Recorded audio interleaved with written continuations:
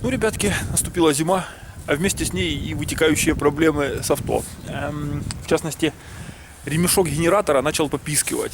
Не всегда, но при максимальной нагрузке вечером, там, когда включен свет, когда, в общем, обогрев включен, ремешок пищит.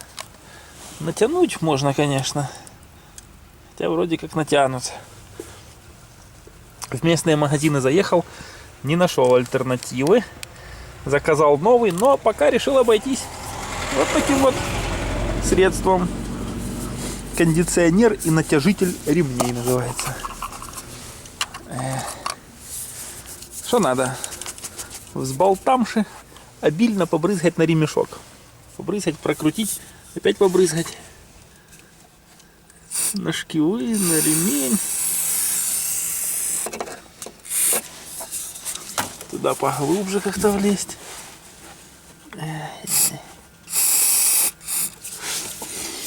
Фу. Пахучка, вонючка. И подождать 10 минут. Эффект потрясающий. Это, конечно, не альтернатива новому ремню, но поможет. Обещают, что поможет. Сейчас проверим.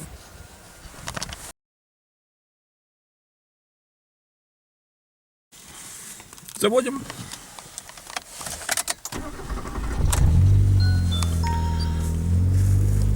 Ну, днем, наверное, и не слышно будет. Я уверен, и вечером не будет писка.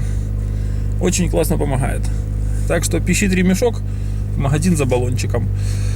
Рекламировать как бы не буду, но 60 гривен баллончик стоит. Хватит его, я думаю, так вот на несколько ремней.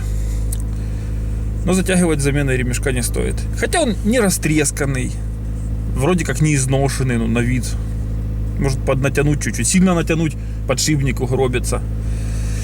Посмотрим. Придет новый ремешок, поставим новый. А пока поездим без писка.